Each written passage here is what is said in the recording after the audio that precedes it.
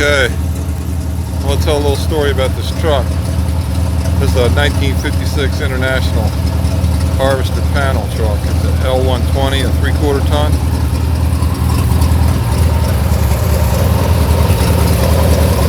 You got it running and starting and driving.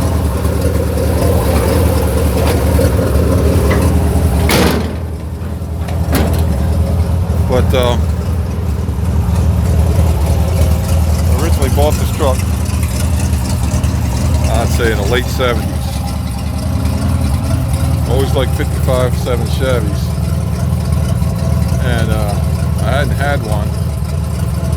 But a lady gave me a 53, I think it is, International pickup truck.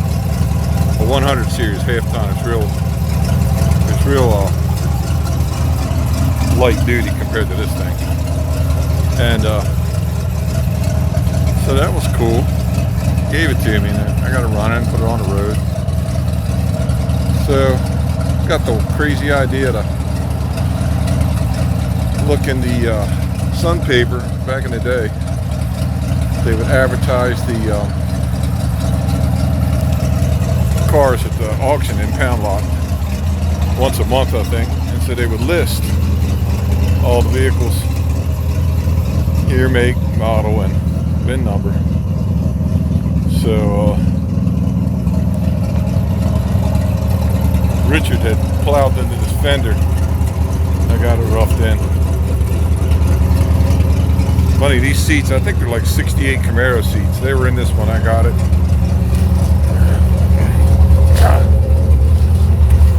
So the deal is, I went to the auction and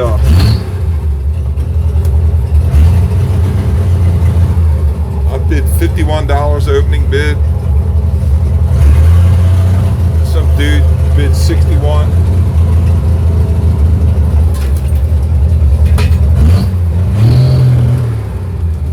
So I bid 71 and got it.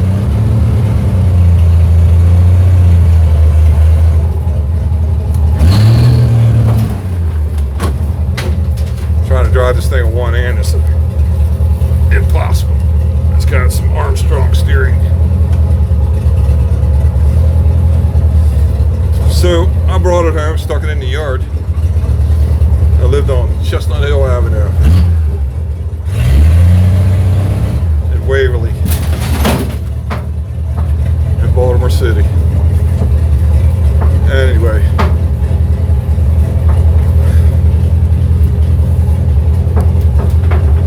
so I got it running.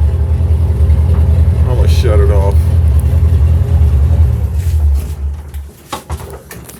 I got it running and tagged. Even back then, Historic Insurance, J.C. Taylor. And I just drove it down to 25th Street, Earl Shop, just for the hell of it. Just see if they could paint this thing. You know, I didn't know. I didn't know crap about anything. I was maybe 20. And so I'm sitting there in it, in the bay, waiting for the manager to come out. And as I'm sitting there in the thing, this dude with a DA and a dust mask looked at it, walked all the way around it, walked up to me and said, "This is my truck." I said, "Oh, you had one like this?" He goes, "No, this is my truck." I said, "Oh." He said, "I used to live on Greenmount Avenue," which was the intersection that Chestnut was. Same alley. And so he said he lived there as a rental, you know, apartments, an old house, Victorian house cut up in apartments. And he had this truck in the backyard. And he moved out, and, you know, he knew people that lived there, so he just left the truck there for a while. And landlord found out about it, had it impounded. And he went down and got it, put it back in the yard. And there it was for a couple of years or whatever. And impounded it again. He went down and got it again. And then he put it back on Greenmount. And telling me the story and how, you know, he had to pay, I think he said he had to pay like $350 for it one time. So I said, well, yeah, that's where I got it. Went down the impound lot and got it for $71. He said, yeah, I couldn't make it down there. So, but then the crazy part of the story is when I was 8 years old, we'd play in this backfield, and I'd go across the brick wall, the block wall, the little low chain link fence, and I'd hop it. And I knew I was in somebody's yard, but you know, I'm playing some kind of lava game, and I would walk across the bumper of this truck, and it wouldn't jump down on the grass because, you know, that was lava and I'd be trespassing. And I'd walk across the bumper and jump back over the fence. But I'd, you know, half a dozen times maybe play this. Walk across that front bumper, which is this huge piece of angle iron, and look down the side of this van towards Greenmount Avenue. And had no idea that years later I would own it.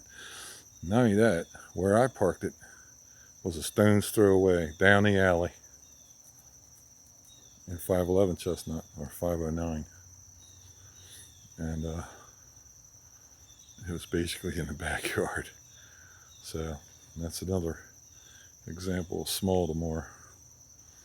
So I went back after a while. In fact, I had to get this painted for, it was in the movie Hairspray. It was the paddy wagon that Ricky Lake, I think, got locked up in.